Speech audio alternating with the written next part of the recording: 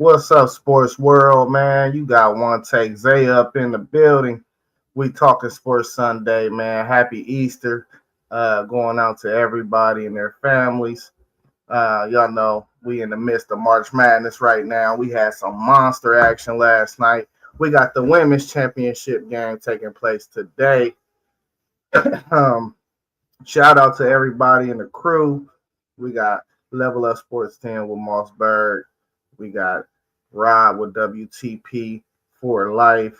We got post game of the post game podcast. We got T1 of City League TV, Parlay Poe of Blitzburg. And I'm One Take Zaya. Like I said, you can find me at the One Take Zaya podcast. Man, last night, man, we get right into it. We had UConn. They move on to the championship game after defeating Illinois, man. This game was really pretty much simple. It just came down to one team made shots and another one didn't. Terrence Big Hoss Reed played like a grown man last night. Illinois only had 3 assists as a team, and really that just was a product of them not making shots for real. I felt like coming into that game, the team that was going to win was going to be the team that made shots and whose stars played better. So we seen Silas Jr. out there with a near triple-double. He had a college triple-double from the guard spot, 7 points, 9 rebounds, 9 assists. I thought he was a key player in the game as well, even though he didn't shoot particularly good statistically from the field. But this UConn team, man, is serious. They real, They real. Anytime you go to the national championship, 3 out of 4 years, I mean, you know what I'm saying, 3 out of 4 or Final Four, 3 out of 4 years, you're going to have your hands full with a squad like that. They just play tough, and they steady. I did not think they was going to make it to this point, though, after seeing them get bombed on by St. John's twice this year.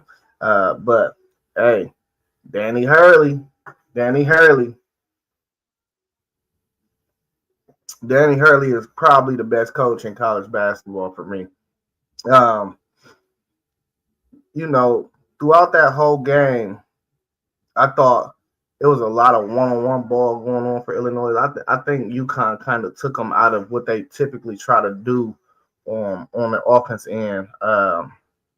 And it's just like it was like something was just on the rim. They just could not get shots to drop.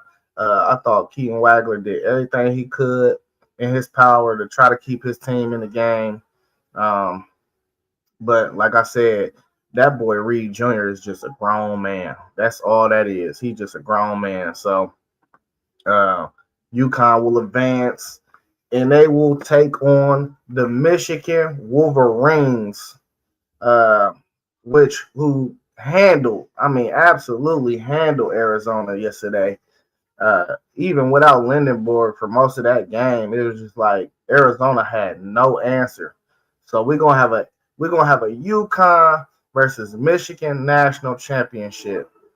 I think this game is gonna be fabulous too. But as far as Arizona, man, we ain't seen Arizona look like that all year. Even in some of their losses that they had this year, we haven't seen Arizona play like that all year. It was just like they didn't have no answer for nothing that Michigan was throwing at them. I'm talking about McKinney. McKinney was on the heater yesterday. Mara playing grown man, big boy basketball. And then the point guard Cadeau, him just playmaking and he didn't even shoot well from the field yesterday, but he controlled that game offensively for them. He got them into the right sets. He was pushing the rock when he needed to push. So, that Michigan team is a well-oiled machine and definitely looked like the best team in the country. Michigan been popping people all year long. Let's welcome up one of the brothers, Mossberg, the Level Up Sports 10. How you doing this morning? Feeling pretty good, man. Happy Easter to everyone out there. It's good to see you as well this morning. Fandos, I apologize for the late entry. Man, just moving around, man. Thankful and blessed, man. Definitely one thing for sure. and just ready to get into the great show that you have for us this morning and doing what we do best for sure. Yeah, hey, I was speaking on the Michigan game. I had already touched bases on the UConn. You could go ahead and start there. UConn, they moved on to the championship game after beating Illinois. What was your takeaways from that game? You know, the takeaways for me is seeing this young freshman I really haven't talked about much. We talk about a lot of freshmen throughout the seasons. He hit a game winner to send UConn to that Final Four game, performed well in that Final Four game to push UConn to the championship game. Also, I think with this UConn team, they're a well-oiled machine, as a lot of people would say, and they play team ball. And on the other end for Michigan, seeing Lindenborg go down, but another freshman, McKinney, one I spoke on earlier in the season, trying to figure out, when he would find himself. And for the last month and a half, McKinney has been playing some of the best basketball as we've seen in a freshman high rated coming in for Michigan as well. So I definitely compliment both of the teams and both of the coaches as well on a great job propelling themselves and playing together to be in this championship game as well. Yeah, man. I spoke on Trey McKinney, man. He was on a heater yesterday. And he's been, like you said, he's been on a heater for like the last month or so, month and a half or so. He's been playing really well. So for Lindenborg to go down and really not be no drop off at that position was huge. Yes, sir. I totally agree with you on that one, man. Yeah, you got anything else you want to add to the Michigan over Arizona game? I would say we talk about. I know I'm gonna mix in a little with the women's way. We talked about the women's and defeating UConn. We seen how South Carolina. I think Michigan displayed that same talk we thought in defeating Arizona. Even though Michigan is a great team, shout out to Parlay Poe, Big Ronnie Hughes, my mom, Dukes, all the Michigan fans we got, man. I know they amped. I know they ready for Monday night. It just shows how great of a team they are. To see Lindenborg go down, and people forget he's come from a mid-major. He's hit the transfer portal and came to Ann Arbor. I think this is, if you look at it, FanDuel, the best transfer portal move that we've seen since this portal opened up. I don't know. That's just my opinion and my thoughts. And I'm looking at it on both sides of the sport, but definitely basketball. Yaxel to Michigan has been the biggest thing. We was in the chat talking about his Del Solo shoes. I mean, this kid is amazing. We know the story, but I think it's just bigger than basketball. And to see a player like him go down, but come in that second half late in the game, I think coach was just making sure he was still himself. We seen what he did, and that just goes to show that team. Man, we gonna be talking about this if this Michigan team wins this national title. They definitely can go into some talks. Not to forget about Cadeau, the North Carolina transfer, point guard who made that transfer, and we see has paid big dividends. He's in the championship game. North Carolina got bounced in the first round. They're not even being called a blue blood anymore. So hats off to this Michigan organization, coaching staff, the whole nine, as well as UConn. Hurley's building a dynasty. He's looking to get a third in 4 years. Nobody's really talking about that. So we got to respect this UConn team. Caravan, Yaxel, Mara, I forget the other big that you got, Mullins, McKinney. I mean, there's so much mixed in. Johnson, Morez, that's my guy, 21. And man, he's special. Roddy Gale, man, they got like 7 or 8 starters, college caliber starters on their roster. Man. That's a deep team for real. Yeah. Man, let me ask you this, man. We haven't seen Arizona in a funk or play like that all year. Do you think that Arizona had a bad game, or was that due to what Michigan was out there throwing at them and just their squad itself and how they play? I That's a great question. One take. That's a great question because for me, I was actually trying to figure this out throughout the game from the tip jump ball until even the end of the game. Even thinking about this still right now this morning, like I think Michigan is just that great of a team. I honestly have to say I haven't seen Michigan basketball like this. You think of the Trey Burke teams, like we mentioned in Tim Hardaway. You think of the Fab Five. You think of that championship team with Glenn Rice and those guys. You got to put this Michigan team right now in top five all time. But if they win this championship, they could argue about being one of those teams because you don't just go through a college basketball season with the transfer portal being the way it is, with money involved, and you still only lose 3 games, and you go get a player no one even knew who he was until he signed until he played in a tournament last year, but really blew up with Michigan this year. Like it's a lot of things you could say about this when it comes to this Michigan team being that good. And I think Arizona just wasn't ready. Michigan have something brewing in Ann Arbor on this basketball side. And I don't know, man. I've been looking at them, and when you return to Mara and McKinney after this year's team, that's going to be something special. Nah, facts. That's definitely a hell of a team, man. Hey, we got a typo right here. Uh, that's supposed to be UConn, but who you got? But first of all, before we pick a winner, let me ask you, what do you think the key to the game is for both teams uh, in this final that we're going to see on what is it Monday? On Monday Monday between night. UConn and Michigan. What are the keys for you to in that game I for think both sides?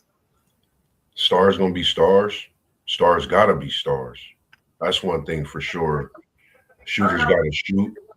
But I think it's going to be coming. I think it comes down. I know we talk about guard play, big man. I think in this game, it's going to come down to guard play because we see how McKinney and Mullins is playing. We see how we know the bigs going to play their part. But I think it's all the other little things, turnovers, rebounds, who can maintain that lead for an extended time. And if someone's trying to make that run, who could counter with the run or push back against the run? So I think rebounding, I think it's just going to come down to defensive rebounding and turnovers. Whoever win the turnover battle, whoever win the defense and free throws. Defensive foul shots win championships. Offense sell tickets. Michigan put on a clinic last night on the defensive end, and I think that can prepare them to a championship. Yeah. See, I like everything you said, but for me, I think the key to this game is going to be them supporting cast again. Like if McKinney, Marez Johnson, Yeah. what's the other boy's name that they bring off the bench? I can't think of his name.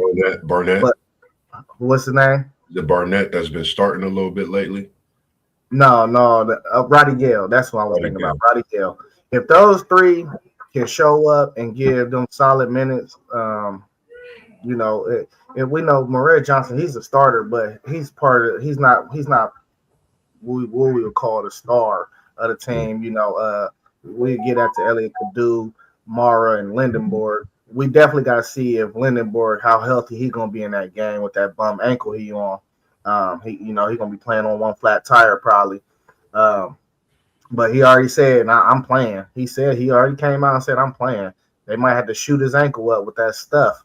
But I want to see who's supporting cast plays well because I really got faith in both teams, like star players like Reed Jr.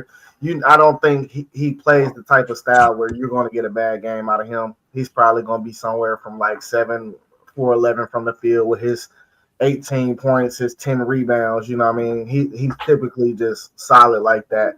But the boy Silas Jr., like I was speaking about when I spoke about the UConn, I mean, you talk about a dude that did everything on the court for a UConn team. 7 points, 9 rebounds, 7 assists. Stuff in them stat sheets that all plays into the finals. For me, the final result of a game when you got guys out there that's getting scrappy. 9 rebounds from the guard position is crazy work. That Yes. mean you helping out. It's a lot of long shots when you got a team taking a lot of threes. So you sticking your head in there and helping out the bigs rebound. That's the type of stuff that wins games. So I'm looking at these supporting cast like, are we gonna get Mullins to show up and knock down 3 or 4 tray balls? I want to see that. Are we gonna get a solid game from Solo Ball? Or is he gonna knock down some shots? Is he gonna take care of the ball? Is he gonna get them into their sets that they need? So I'm looking at these supporting cast, man. Like I got faith in Reed Jr. I got faith in Mara. I need to see what these supporting cast. I even got faith in Braylon Mullins to show up and hit them 3 or 4 threes. But Alex Caravan had a bad game. We can't have another one from him. You know what I'm saying? So Yeah. I just need these guys to show up. But the supporting cast to me is what's going to tip the iceberg over the top for me. I like that. I like the fact that you mentioned the names of Reed, Solo Ball, and the fact that Caravan had an off game. Seeing those players, like you said, which propelled them, that supporting cast. And I think Reed has opened up his NBA portfolio in this NBA tournament, the way he's dominated down low. And I refer to us talking on guards and bigs a lot because we do, but I think he's definitely made his presence felt. And like you said, Caravan can't have a bad game. If he have the half of game he had against Illinois, Michigan mess around and do the same thing like they did to Arizona. That's how dangerous this Michigan team is. If they could take Caravan out the game, and we know what the bigs are down low, Johnson and Marr, they mess around and run away with an easy national title. So, I think it's a great thing watching both of these teams because they have great young talent, and we're gonna see it in years to come. And who knows, possible another matchup down the road, somewhere in a tournament or something in a holiday tournament. But it's just great basketball that we've been able to see this year from both teams as well. I'm loving it, and I'm not talking about Mickey D's. And I see you drinking your coffee this morning, one take, and But it's I was drinking my coffee this morning for yes, sir. sure. Yes, sir. Hey, listen, you got anything else to add to the men's side of the spectrum before we switch over to this women's side? I'm really just looking forward to this transfer portal popping off. What my guy AJ DeBest is going to do. If he's going to declare or stay. I'm really looking forward to that. That's one of the biggest things, that I'm looking forward to because I would love to see him play with the incoming superstar coming to BYU.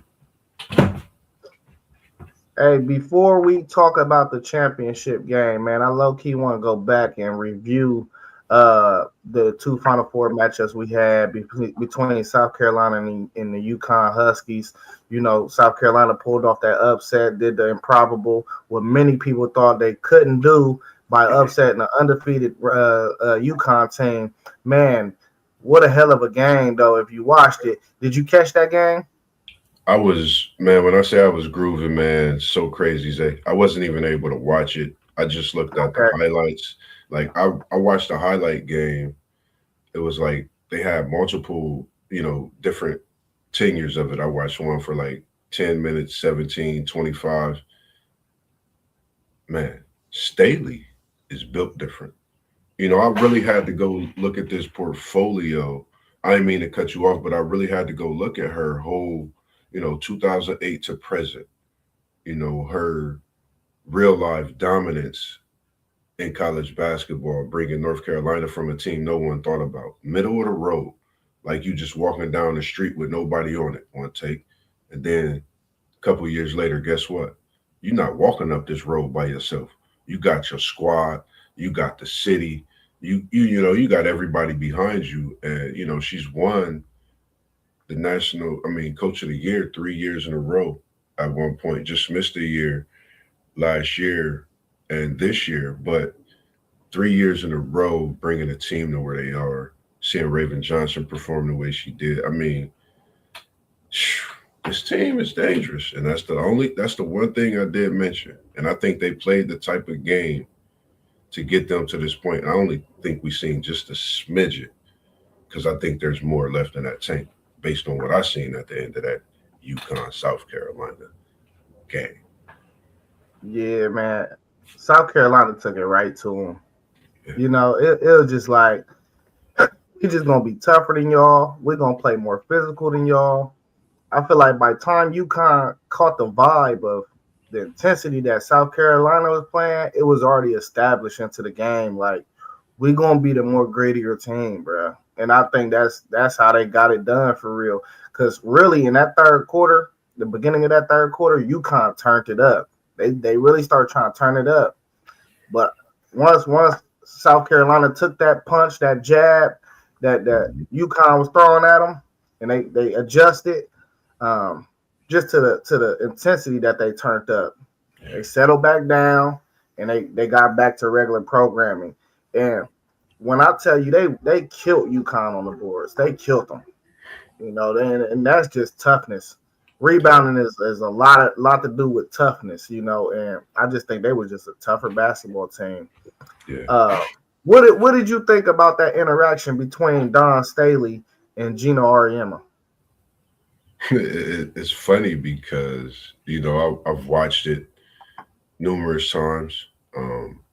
Me being a basketball player myself, I don't play much anymore, but it's just, I would say, the passing of the torch. Gino, we know you might hold a winning record over Dawn Staley, but lately she has the edge in the last 8, 6-2. I think the passing of the torch, we're seeing it, watching it, and whatever was said about whatever she do with Annex before the game, it's basketball, man. People gonna do what they do, respect it, and they got the win, man. Just bad sportsmanship on Gino, I would say. Outside of that, Let's welcome in SEC Sean. How you doing on this? Happy Easter, Sean. Happy Easter, fellas. happy Easter, happy Easter. Moving around a little bit. Just been kind of a busy weekend since getting back. Figured need to jump on and see what's going on with the fellas this morning.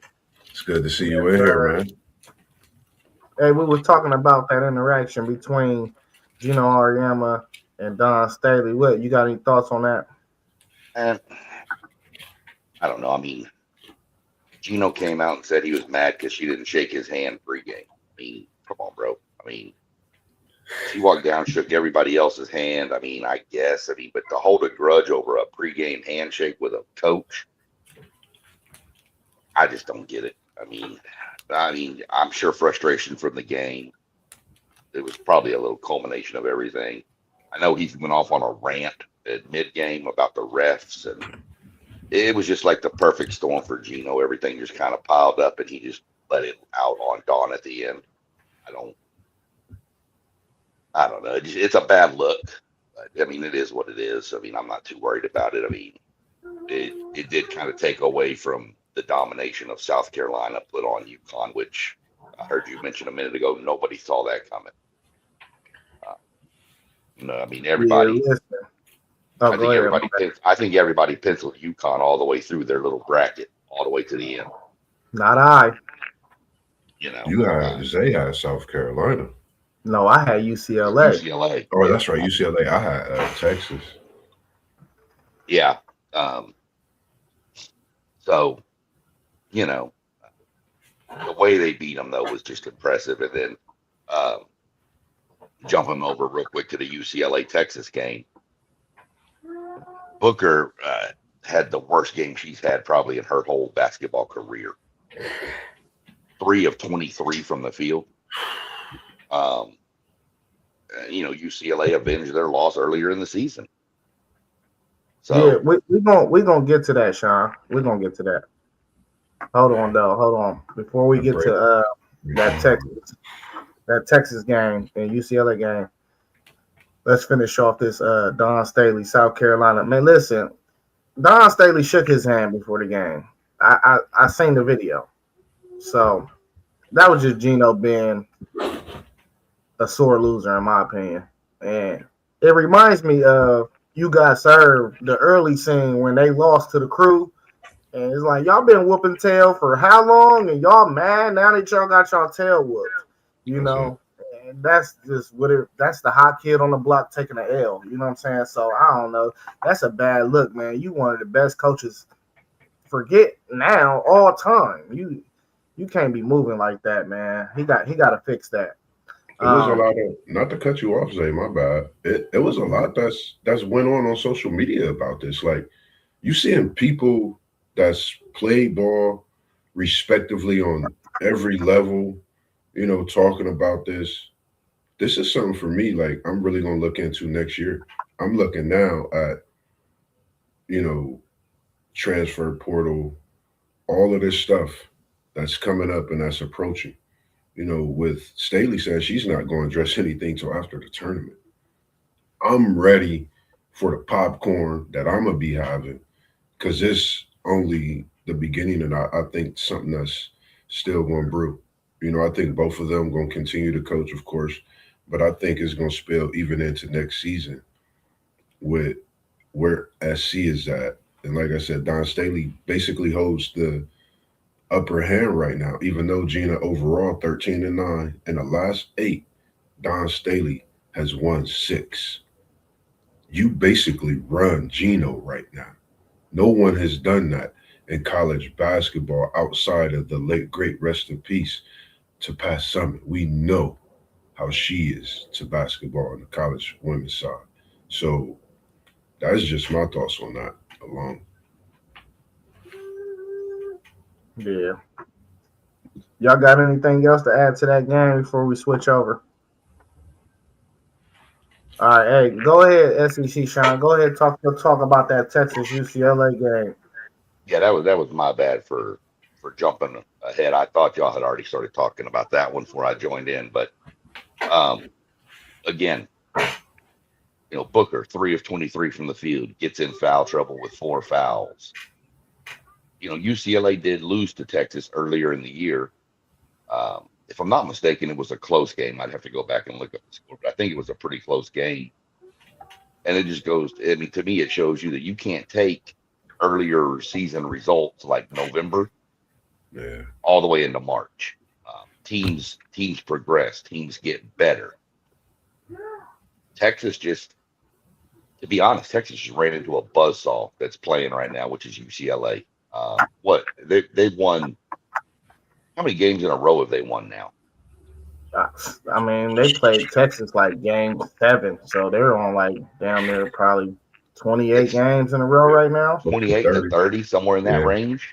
Yeah. I mean, you know, that's crazy. That's pretty much an undefeated season when you think about it. So, you know, to me, I don't know. I think it was just the storm that UCLA came out and jumped on them. I think Texas was like, we hadn't been in this position before, and started pressing. And I think Booker just started shooting, and every time thinking, I have to do something to get us into this game. And it just wasn't falling for her. And then you factor in, you know, the foul trouble with 4 fouls in the game. That, you know, that adds to it. You have to come off the field, and y'all know, if you're a player and you're playing and you're not in a good rhythm, and then you get foul trouble and you have to sit down, it takes you even more out of your rhythm. And I think that's kind of what affected them. So hats off to UCLA. Probably in for a pretty good final tonight. I hate to say it. I really, really hate to say what I'm fixing to say if y'all look at my name. But it looks like we might have a Big Ten sweep in basketball.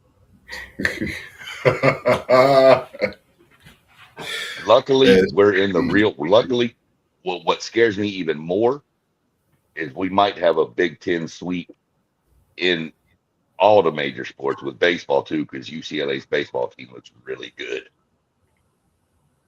Yes, sir, they do. That's just kind of where I'm at. But yeah, we're gonna see how it plays out. I'm gonna pull for South Carolina because again, look at my name and you'll realize why. But I don't know that they can. It's gonna be a game right there. So It was, I think, for me with this game.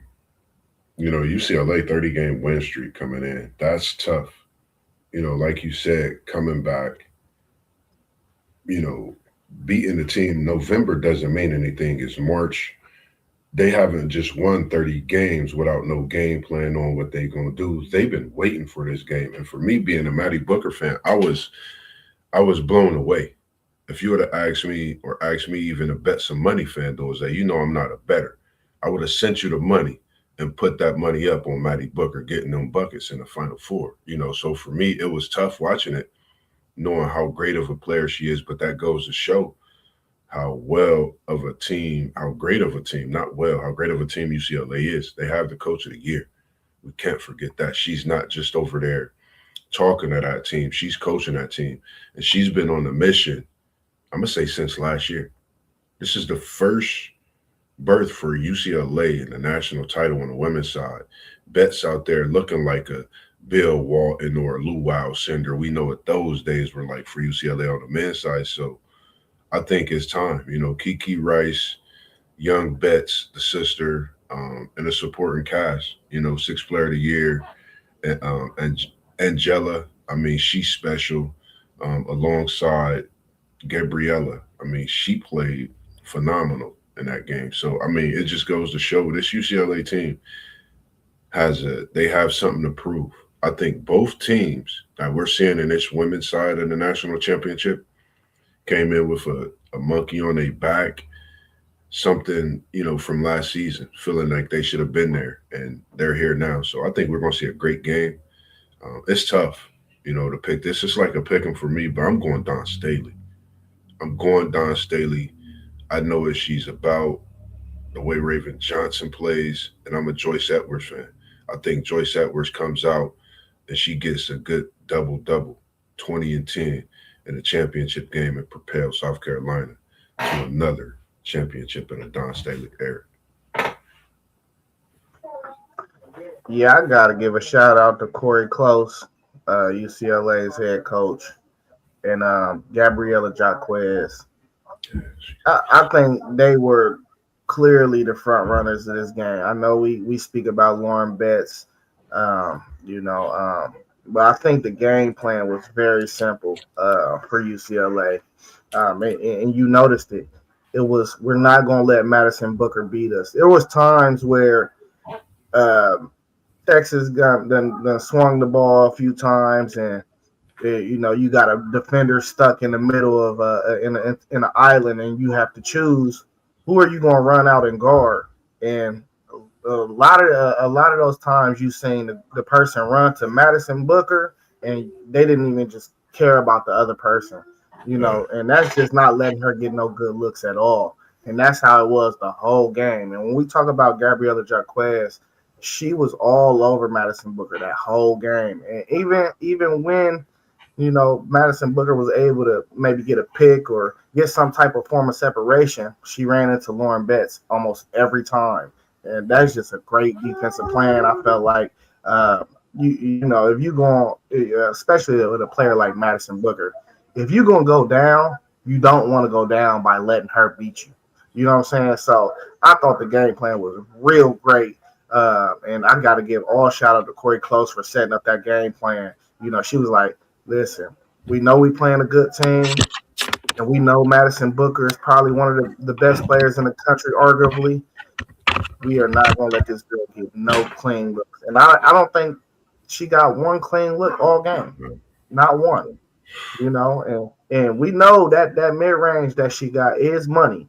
It's money. So it wasn't like she was taking shots that she normally don't hit. But when you ain't getting no clean looks and it's just not your day and shots ain't falling, it's just tough, But we done seen Madison Booker hit those same shots that she was missing. So it's like, you make it as tough as you can. You don't let her get no clean looks, and you got to live with the results. And I think that's what they did. And I think that the game plan was just outstanding, man.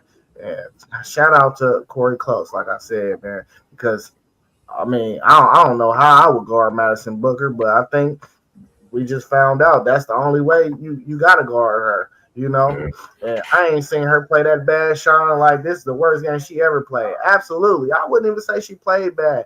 I hate when they say basketball players played bad too. When they have a night like that. She played bad offensively. She gave it all she had on defense, though. I don't like to judge having a bad game based off of your statistical performance when you shooting from the field. But man, that UCLA team, and I'm telling y'all, I've been telling y'all about them for a couple months, man. I like their chances, bro. And it's definitely going to be a hell of a game with this SC team because they are physical, they tough, they experience, and they ain't going back down. They're going to come at you. So we're going to see what happened, man, today at 3:30, man. I can't wait for this game, honestly. I'm ready to and call off. just right into it. What are y'all keys for this game? WTP for life in the chat. He said, yeah, she was off. Hats off to UCLA. Great D. Man, for sure, though. That lead us into to tonight. What are the keys for UCLA and South Carolina for each one of these programs to be victorious?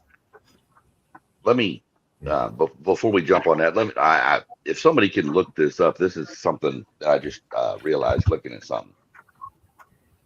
I think Madison Booker had 6 points at halftime. She finished with 6 points. You gonna tell me that just tells you the level of defense UCLA threw at her if they held her scoreless in the second half? She didn't have not one free throw. She only had 2 points. At half? Okay, so she scored 4 in the second half. Like Madison, that's she. As great of a talent as she is, like you say, Zay, this UCLA team, the defense was crazy. I don't know, I watched UCLA last year, but seeing the highlights and watching that 3 different times and seeing the defense they played on Madison Booker and still be able to close out on the shooters and the way Texas been shooting throughout the tournament.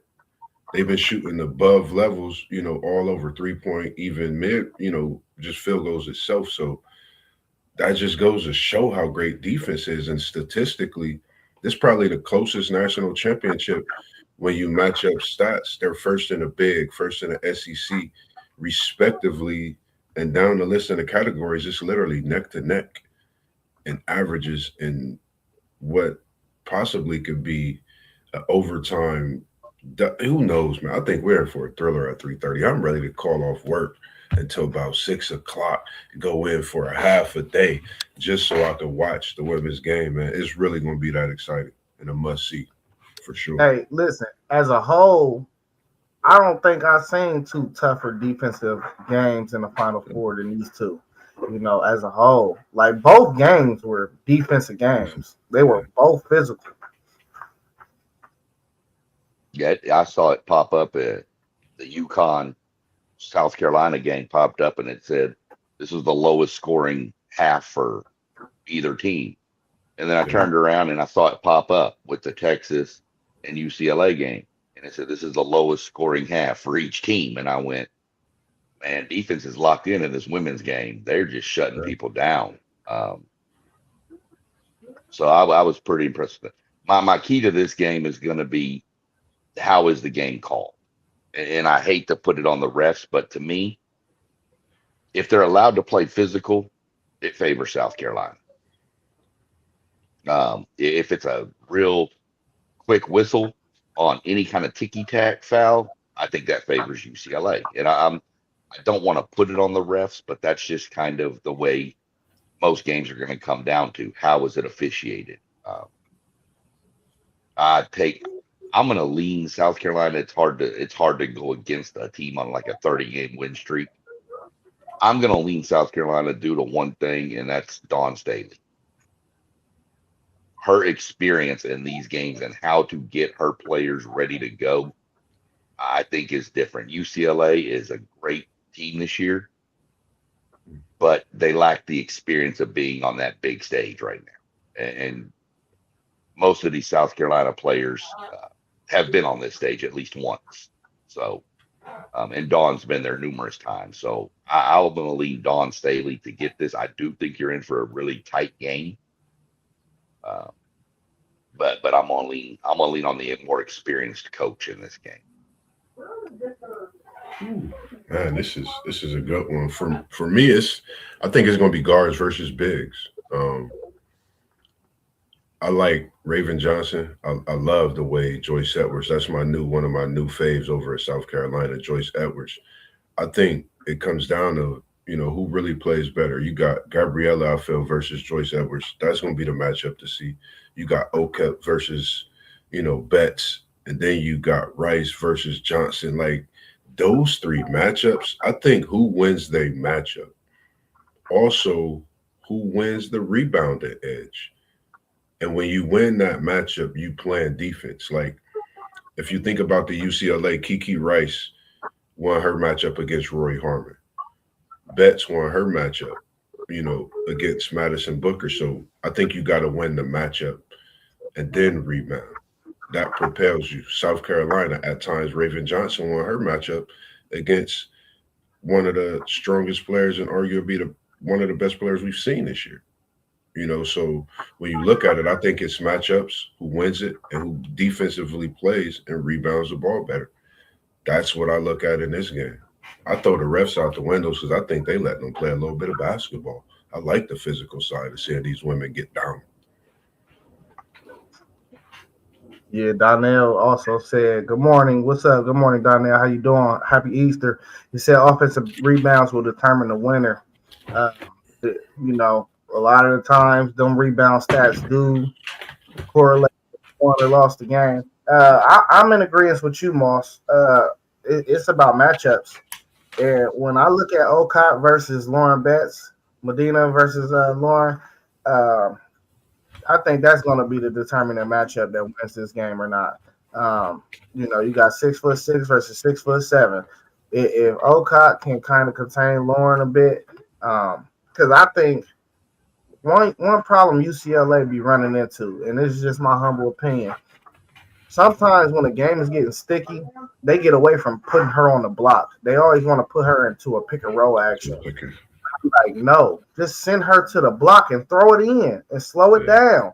And I think they can get away from that at times in the game, especially when it's getting sticky. So I think they need to make that adjustment because against Texas, we seen that happen, and then it kind of felt like just the feel of the game that Texas was going to come back at some point. And, I feel like if Madison Booker would have, caught a little heater or a little ignition and just made a couple more shots, then they probably would have been right there. So I think that's the battle, though. Okot versus Betts.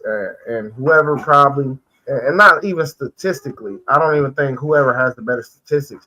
But, watching the game as the game is going on, you could tell, like, oh, okay, if Lauren Betts is getting affected by Medina, you know what I mean? You could feel that. It might not even show up on paper, but that's what I want to see is that matchup. I think that's going to determine who wins or loses this game. All right, hey, question. Who do y'all think, and y'all can go into who y'all think is going to win as this as well. Who do y'all think will be the MVP of this game and what team wins?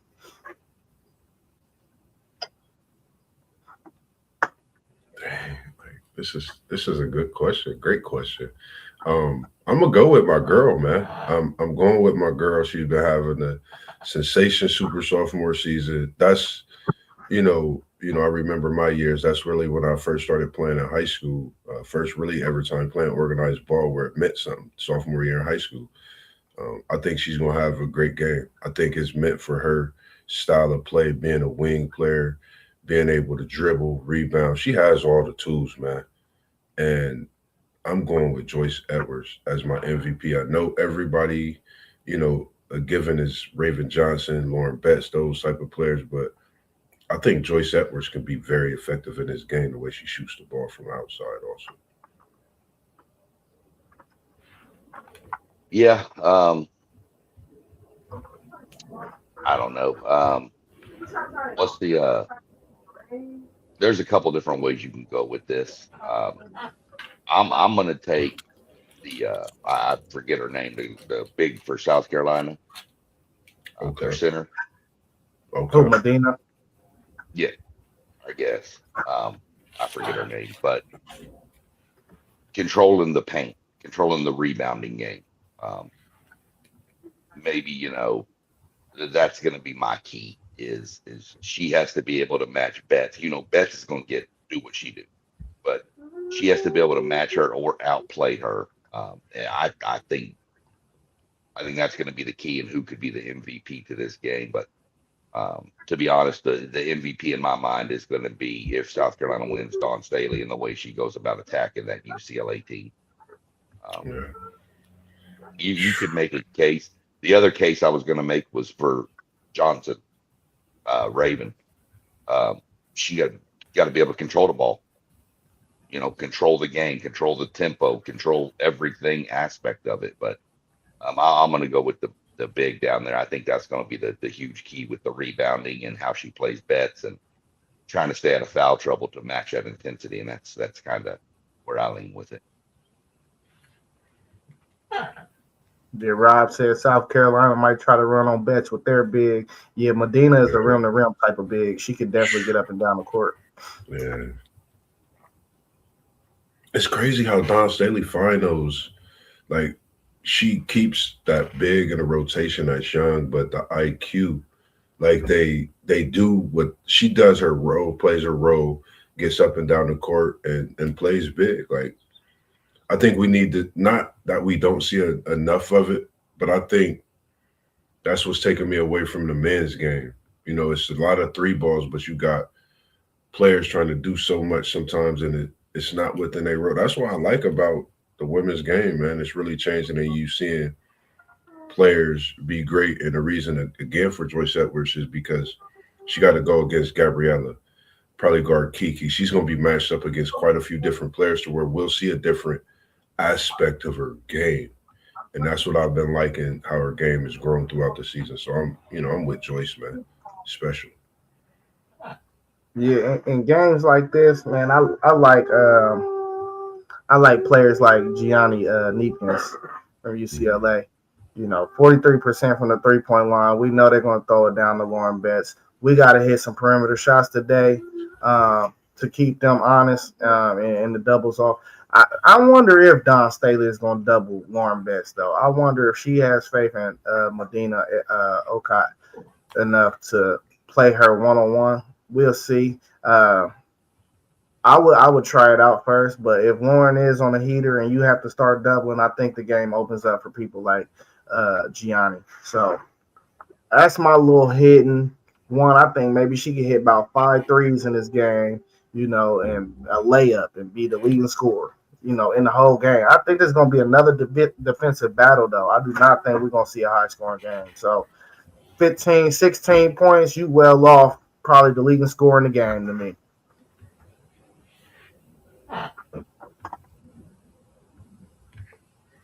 Y'all got anything else y'all want to add to the women's before we move over? I just appreciate the way they've been hooping this year, man. Putting on them tennis shoes, lacing them up, getting themselves ready for big games, week in, week out. I'm just loving, what we've been able to see this year on the women's side of basketball. And hats off to Dawn Staley, hats off to Coach Close over at UCLA. I think, what we seeing is something special. You don't just get your team to their first national championship in history for no reason without putting the work in. 30 straight, that's a lot of work put in. So shout out to both of these teams, coaches, players, and everyone involved in getting them to where they are today. Okay, we about to cross over to college football, man. I gotta ask y'all this question to start off. What do y'all think about the executive order signed by the president for players to only have 5 years of eligibility and one transfer? That does not include the grad transfer, though. So technically, you can actually transfer twice. What do y'all think about that rule? Do y'all think we're gonna see any blowback? Y'all think we're gonna see people suing the NCAA? Go ahead. It look like you want to start us off, Sean. Man, look, I've been one, and I think we've all been in agreement. This is what needs to be: 5 years, one transfer. I think we all have talked about it. I think we all have agreed that that's probably the best option. Trump came out and said when he talked about this a few weeks ago, he said, we know we're going to get sued, and that's fine. There's already been talks about agents and stuff saying it's unconstitutional to tell a person what they can and cannot do. Look, if people want to fix college athletics, this is the one way to start fixing it. Stop all this every year transferring. I'm going to use the player, Bear Alexander. Again, this kid came out of Texas. He transferred to 4 different high schools in Texas in 4 years, and then 4 different colleges in 4 years. That needs to stop. I mean, I've mentioned it, I've said it, and I'll keep saying it. Used to be 10 years ago, you knew who your roster was for your team the next year based on who they had recruited. Now, you don't know. You don't know who half the players are going to be anymore until the season kicks off. It's ridiculous. I'm in favor of it. I hope that it stays. I do know there's going to be pushback, hardcore pushback. There's going to be somebody trying to sue. But to me, this makes the most sense. 5 years, one transfer. I get the grad transfer, and I'm cool with that staying in. I'm really good with that staying in. That's fine. But I don't know. To me, this is the way it needs to be. So that's my take on it. We talked about this a lot. Yeah, it's what we've been talking about. 5 years to play, one transfer outside of grad transfer. You have to have something in place. Go ahead, Mossberry. My bad to cut you off. No, you good. It's funny that comment. That's literally. I'm sitting here like we've literally been talking about this for how long now? We still talk about it in our group chat. I'm gonna just say that, and I'm leaving it alone. I don't talk these politics, man. I'm done with it right there. No offense. Great question. I love it. Unc said what need to be said, and I'm leaving it at that. Yeah, the 5 years to play, one transfer. That means you could be after your sophomore year, you see you ain't gonna play. You could transfer, go to another school. If you don't play that junior year, you hit the field your senior year, you graduate, you can still leave. So I think that's perfect. What I want to know, though, I probably got to do some more reading. Are they still going to allow medical red shirts? Because now you're moving right back to the 6 years, and we're still going to get 23, 24-year-old guys playing college football if they are allowing medical red shirts. I don't know if that's in the letter, in the writing, but that's something to be curious about and to research. But everybody said it, we've been talking about this. We gotta remove 26, 25, 27-year-olds out of college athletics. I've been playing basketball the last few weeks. I was gonna check on my NIL package if my knees worked. My knees work, and it don't look like I'm gonna get any NIL though. So let's work on that NIL one. That's out the window, bro. It looks like that's out the window. Anything's possible. Nah, but I like it. It's not even that. Everybody has rules. Like, so I get what you saying, Sean, and you saying people want to sue, and what did you say? You said like basically that they can't tell them what to do or what. Everybody got rules, and everything you do is rules. You can't just go to work and clock in and sit on your butt. You got to do the work to get paid, or you're gonna get fired. It's rules and it's consequences to rules, if you break them. So I feel like We have to have something in place to where it's not the wild, wild west. I love this. Is definitely a great step. I think he got this from Nick Saban. I think Nick Saban is the one that told him to do this when they went to that little dinner a couple months back.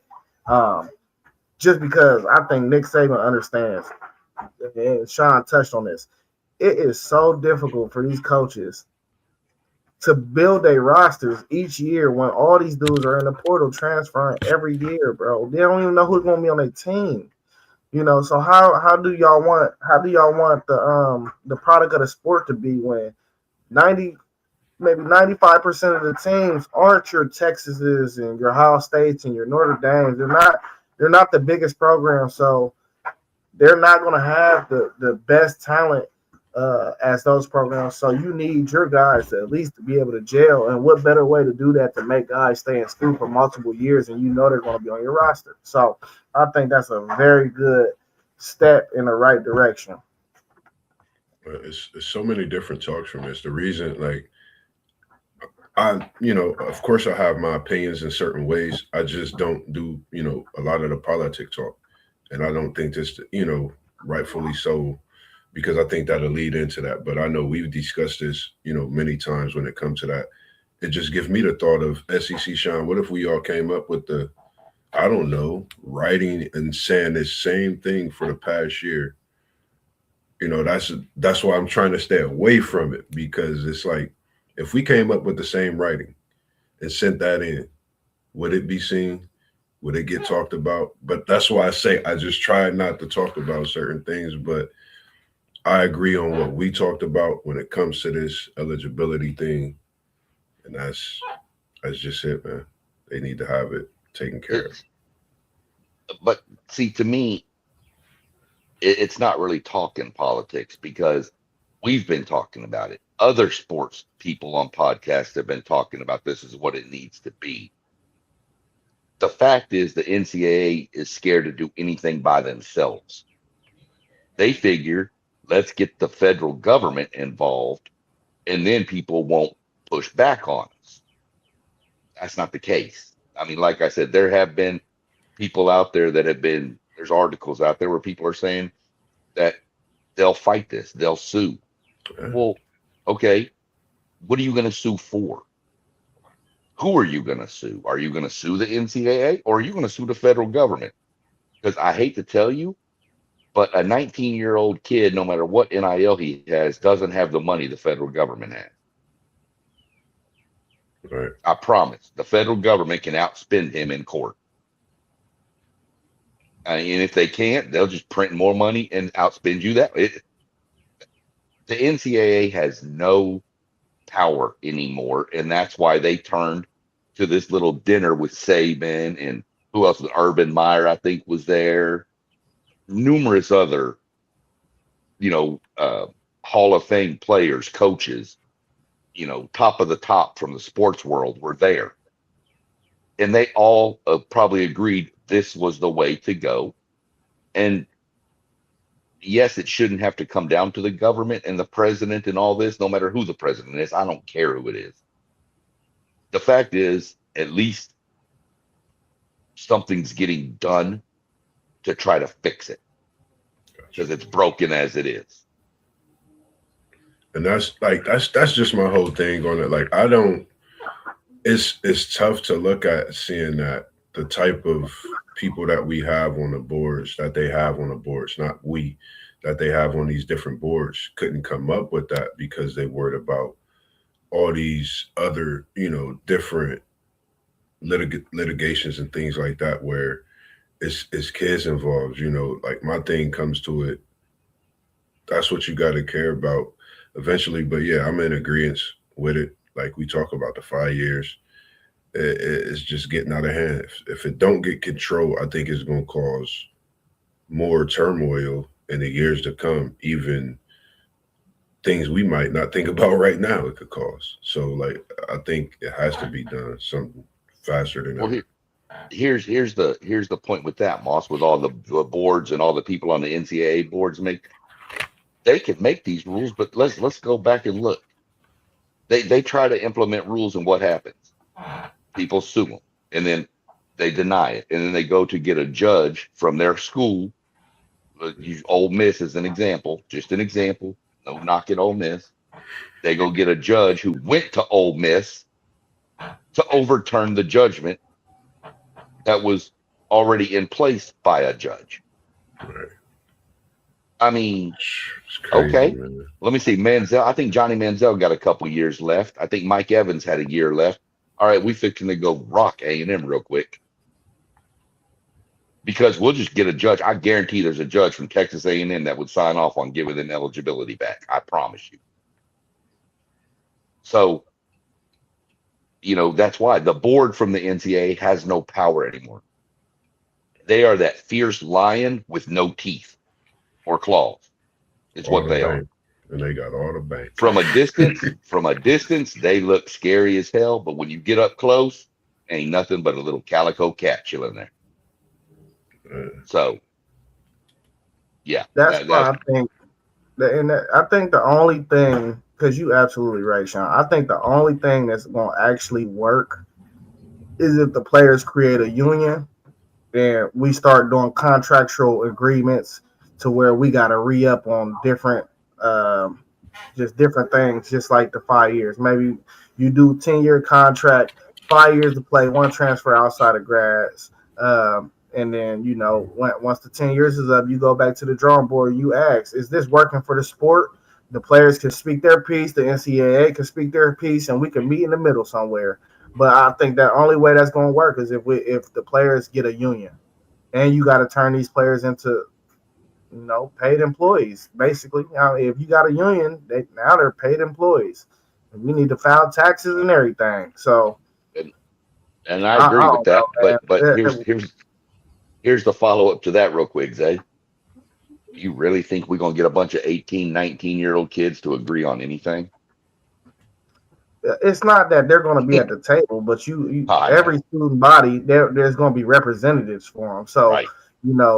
It's just like, for instance, I work for Columbus City Schools. The teachers went on strike a few years ago because they wanted a pay increase. You want the majority of what people are feeling. It's not you're not going to please everybody, so you just have to get the whole body together and see what the main topics and issues are that they're having. Just like we just seen a whole group, which is the WNBA. They wanted more money, and they was able to get their union to get them more money. Basically, that's all that is a union. So listen, I just know we going in the right direction. That's all I care about, And Rob said the NCAA doesn't want the litigation, and the NCAA angle might be to punish the school and coaches. And I mean, I don't really understand. If Rob, you can answer this too in the comment section. How would they even be able to punish the actual schools and coaches? Because to me, $100,000 you find in Ohio State or Texas or something, that's like candy money. These are multi-billion, probably trillion schools, like organization, programs, whatever you want to call it. I just don't. That's not going to do nothing. I did a little bit of light digging into this. When it came out.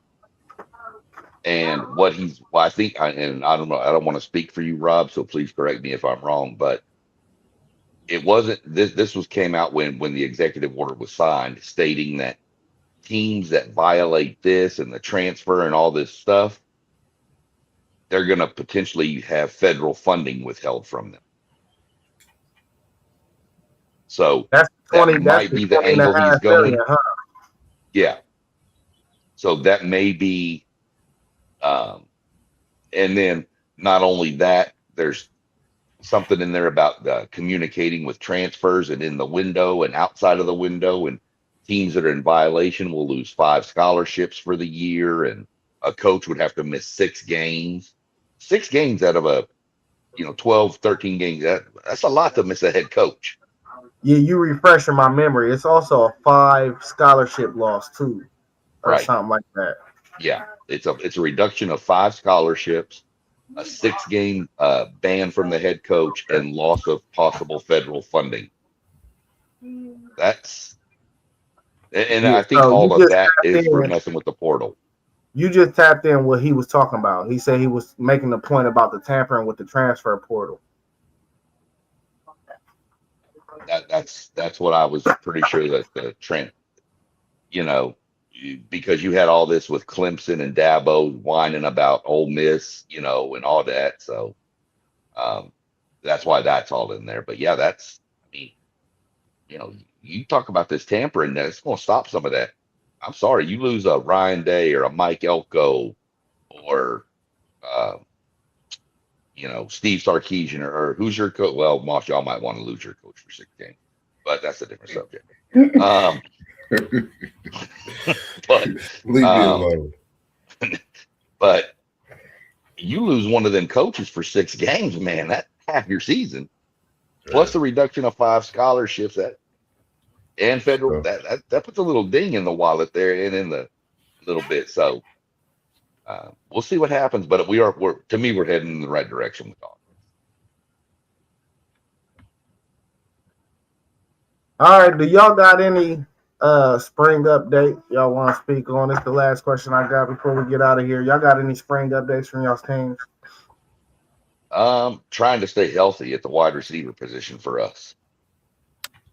We've had 2 wide receivers already go down in spring with injuries. Terry Bussey and Ashton Bethel Roman have both went down with injuries. Apparently, both while going up for contested plays with the cornerback Julian Humphrey. So, I mean, somebody needs to get Humphrey aside and tell him to slow down a little bit and hold on here, quit injuring all of our receivers. But from what everything's being said, they're both minor. So it's nothing that's going to affect fall, which is fine. Those guys are experienced. They played last year, so no big deal there. Everything else I've heard from the receiver room is Isaiah Horton is a monster, the transfer from Alabama, and a freshman to watch coming out of A&M might be Aaron Gregory. And then Jerome Miles, who was one of the top receivers from the previous class, who blew his knee out, I believe, running track his senior season of high school. He's nursing himself back, so he should be ready by the fall. But Aaron Gregory is a name y'all need to watch coming out of A&M as a potential breakout wide receiver as a freshman. I like that. For me, it's just the usual, man. I know I spoke on him a lot last year as the season ended, but the battle was going crazy with Ashton Daniels and Kevin Sperry. We're not going to mention anything about a quarterback until close, to the season start. When it comes to that, looking forward to Deuce coming back or performing like he did last year, if not even better. I'm sure his numbers is going to go up based on the way he performed last year. Looking at the Zazier brothers coming in, our running back room with Cromon, Singleton heading that off. I'm looking to see Singleton, who's looking slimmer and stronger, but so much more elusive.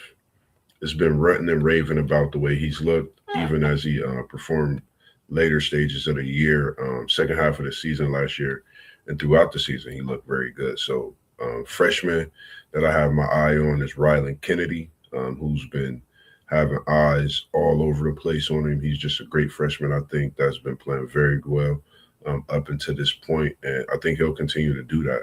Tim Harris Jr., new offensive coordinator. Gus Malzahn, of course, is gone and doing what he does best, and just trying to get back to that traditional style of passing. RPO, we got some, athletic QBs now in Ashton and Kevin Sperry, along with that running back room. So trying to fulfill all of those things that you haven't seen in the past few years. And I'm not going to do much talking about Florida State this year. I'm looking to get out and see what we could do. Me first and foremost. I've been doing a lot of talking even after that Alabama win. So I just want to see week by week if we can continue to go 1-0. That's my thing, 1-0 each week, and approach each week with that same mentality, if not even stronger. And enjoy Rylan Kennedy. I really wanted to watch that kid play here at A&M. Man, special. He's athletic. The one thing I'll say is watch his motor, because he has a tendency to take a bunch of plays off. And that's the thing. So far, his motor been going. Yeah, and if that kid's motor's going, y'all got to steal from A&M off that kid. Yeah, and that's what I'm hoping too. But yeah, I was really hoping to watch him grow at A&M, but gotta wish the kid best in this world we live in. You never know where they're gonna be. Yeah, for sure. Yeah, man, we had our student appreciation scrimmage on Friday. We always open up the doors and let the students watch a live scrimmage. And I love these days because we get a lot of information out of them, just because the students is recording, and you start seeing videos circulate about what was going on in there, and then you just hear different type of noise. I got some good and I got some bad. Austin Saraveld and Phillip Daniels both of our projected starting tackles are out for the rest of the spring. Not good. Maybe it is good though, because maybe we could see somebody step up, that probably wouldn't have had the reps beforehand, which I don't think neither one of them. Well, one of them should start tackle, but I think our starting tackle is actually Ian Moore. He should be on the left side, so hopefully he can get those reps and prove his worth, because he probably played the best game out of all of them in that Miami game. As soon as they put him on the field, we went right down and scored. So I don't even understand why he's not out there to jump. We also lost Legend Bay for spring. A lot of high hopes for that kid. To lose him kind of is a blow, because Isaiah West and Bo Jackson are already out, and he was repping at running back. He was repping at receiver too, but I would have loved for him to get those reps at running back more so than receiver this spring. Jay Timmons out there making a name for himself, man. Smitty said he the next one, so I'm gonna believe in Smitty. Jay Timmons, who a lot of scouts were saying was pound for pound the best prospect in this upcoming recruiting class that came in. Jay Timmons is out there showing his worth. Look like he's gonna get a lot of playing time this season if he continue to do what all the reports are saying. Tavian St. Clair said he was balling. You typically in the spring the defensive line is ahead of the offensive line. So I mean, I understand the reports of the offensive line didn't play as well as they needed to be. It's a lot of time from now to the regular season. So, I mean, when you're talking about Tavian St. Clair, a kid that's mobile, got a cannon of an arm, and to hear that he played well behind guys that haven't really been getting most of the reps, I just they let him throw at pro day too, and that's also a good sign, because why would you let a kid throw at pro day when people are playing for contracts, practicing for contracts? So I don't know. All the reports I keep on hearing about Tavian St. Clair is very positive. Julian saying they say he out here scrambling now. We're gonna see how that go. And that's good news, because sometimes you need to go pick up a couple first downs with your legs. And the last guy that I'm going to mention is Christian Allegro, linebacker we got from Wisconsin. They say he looks real good in that sound position.